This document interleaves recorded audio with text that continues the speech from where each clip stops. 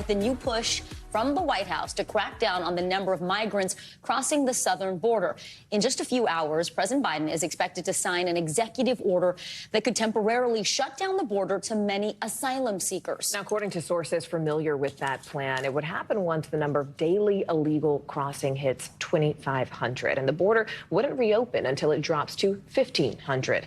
As of right now, Homeland Security officials say they're seeing on average more than 4,000 encounters each day. And once Mr. Biden signs off, the policy could take effect immediately. NBC News correspondent David Noriega is live at the border there in San Diego. David, a lot of people have been speaking out about this and really what the implications mean day to day. And I know that you've been speaking with migrants directly there today. Give us a sense of the situation on the ground right now. Do they feel a sense of panic?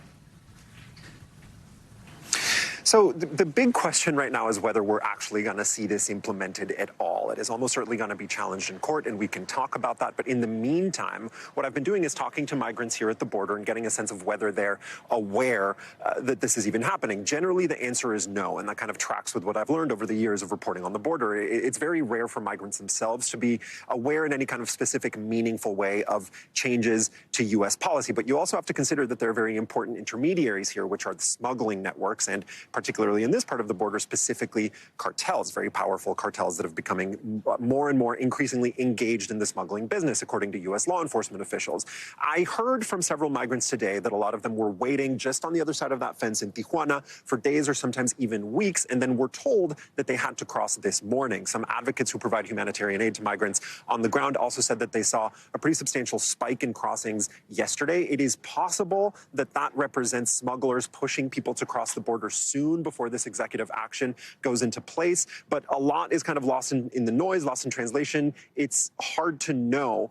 I think if this does, in fact, go into effect, it's going to catch a lot of migrants by surprise. And there's probably going to be a lot of kind of uncertainty and chaos here on the ground, at least in the first few days, while we figure out what this actually looks like in practice. Yeah, that makes sense, David. And we know advocacy groups, they're already signaling their plans to challenge this order in court if it goes through. If that does happen, what could that mean for the policy? Are we just going to see it hung up in court for months?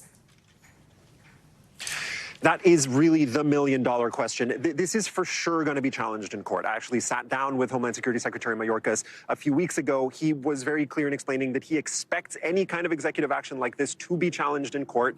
The question is whether the courts and the various levels of appellate courts will allow the policy to be implemented while the legal challenges run their way through the legal system or not. That is a question that we don't know the answer to, and we're not going to know the answer to until these legal challenges actually begin. For me, here on the ground, that is really, really the big question. Will this actually go into effect or not? Will the courts allow it to go into effect, even if it's temporarily? Because if it does go into effect, we will likely see some pretty big material changes in terms of what people actually experience once they step on U.S. soil.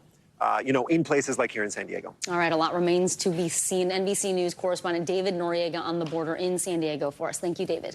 Thanks for watching. Stay updated about breaking news and top stories on the NBC News app or follow us on social media.